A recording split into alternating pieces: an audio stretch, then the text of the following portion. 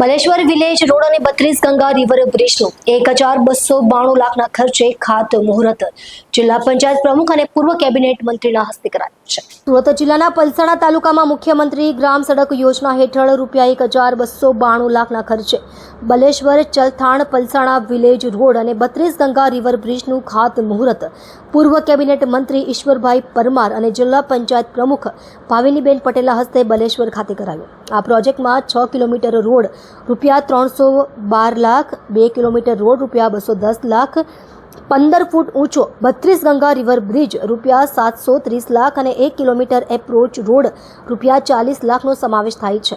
આ કામો ચોમાસામાં પાણી ભરાવાની સમસ્યા દૂર કરી વાહન વ્યવહાર અને ગ્રામજનોની સુવિધા વધારશે।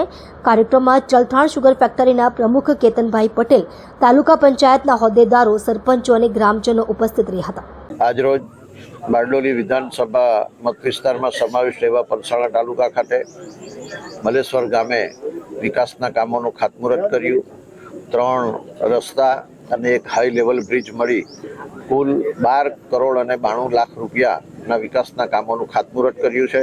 આ ખાતમુહૂર્ત પ્રસંગે સુરત જિલ્લા પંચાયતના પ્રમુખ શ્રીમતી ભાવિનીબેન પટેલ, અમારા સુરત જિલ્લા ભાજપના ઉપપ્રમુખ શ્રી કેતનભાઈ પટેલ, અશોકભાઈ રાઠોડ, તાલુકા પંચાયતના પ્રમુખશ્રી, તાલુકા સંગઠનના પ્રમુખશ્રી, મહામંત્રીશ્રીઓ, પૂર્વ હોદ્દેદારશ્રીઓ અને ચલથાણ, બલેશ્વર અને પલસાણા ગામના ખૂબ મોટી સંખ્યામાં ગ્રામજનો ઉપસ્થિત રહ્યા છે। અને જે ચોમાસામાં વધુ વરસાદના કારણે જે બલેશ્વર ગામનો આ ખાડી કોતર ઉપરના બ્રિજથી જે સંપર્ક તૂટી જતો હતો, ગામ સંપર્ક વિહોણું ચલથાણ તરફથી આવતા થતું હતું, એ આ પુલ બનવાથી હવે ગમે તેટલો વરસાદ આવે કે ગમે તેટલું પાણીનું વહન આ ખાડીમાં કોતરમાંથી થાય તો પણ હવે આ ગામને કોઈ મુશ્કેલી પડવાની નથી અને આવનારા 18 માસમાં આ હાઈ લેવલ બ્રિજનું કામ પૂર્ણ થશે। આજે ખૂબ સુંદર વાતાવરણમાં આ બારડોલી વિધાનસભા મત વિસ્તારના પલસાણા તાલુકાના બલેશ્વર ખાતે આ 4 કામોનું 12 કરોડ ને 92 લાખ રૂપિયાના કામોનું ખાતમુહૂર્ત કર્યું છે।